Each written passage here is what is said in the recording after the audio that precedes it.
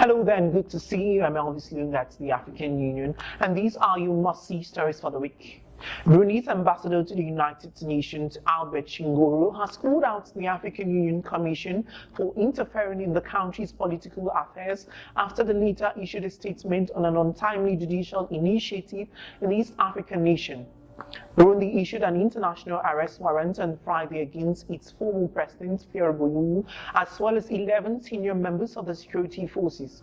Boyoyo's former close civilian collaborators, who are 5 in number, were all accused of allegedly playing a role in the 1993 assassination of Malcolm Tundai, the country's first democratically elected Hutu president. Let's now talk the G20 summit in Argentina, where South Africa and current EU chair Rwanda's Paul Kagame were in attendance, with Kagame calling for the inclusion of the African Union Commission as a permanent member of the G20 and increased participation by Africa in the global development sector in order to harness the full potential of the continent's opportunities. Kagame's statements at the G20 summit in Buenos Aires, Argentina, highlighted his extraordinary character as EU chair.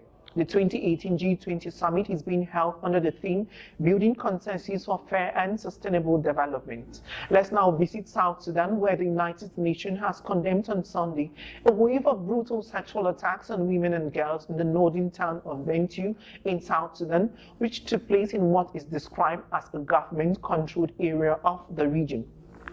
On Friday, the aid agency Médecins Sans Frontières said unknown gunmen have raped 125 women during a 10-day spell of violence in Bentiu, but local officials disputed the report. South Sudan has suffered a raging 5-year civil war, and despite a fragile peace accord signed 2 months ago by the government, and rebel groups remain riven with ethnic grievances and awash with weapons.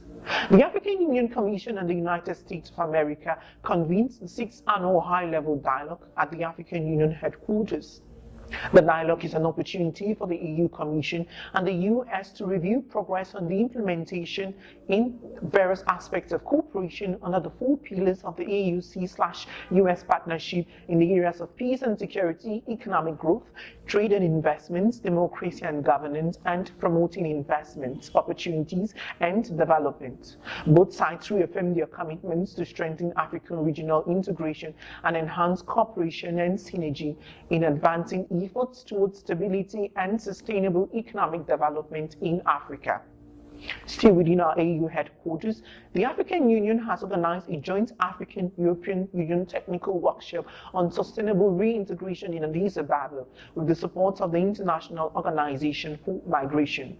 Held in the context of the AU-EU-UN Task Force on the situation of migrants in Libya, the workshop exchanged good practices, identified challenges and lessons learned, and looked at what can be done to achieve sustainable reintegration of migrants returning from various regions.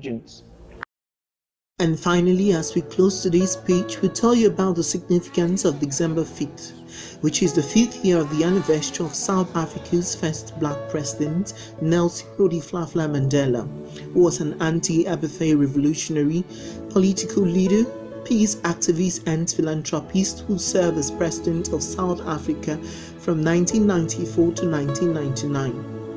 Mandela was Africa's first black head of state and the first elected in the fully representative democratic election.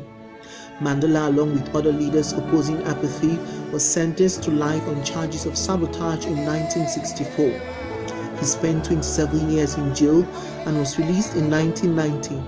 Mandela won the 1993 Nobel Peace Prize for peaceful termination of the apartheid regime and for laying the foundation for a new democratic South Africa. And in his words, Mandela would always say, we can change the world and make it a better place. It is in your hands to make a difference. And that does it for me, Elvis Lyonga at the African Union. But remember, you could always see us online at Inside the African Union, or follow me on Facebook and Twitter. Thanks for watching and goodbye from Inside the African Union.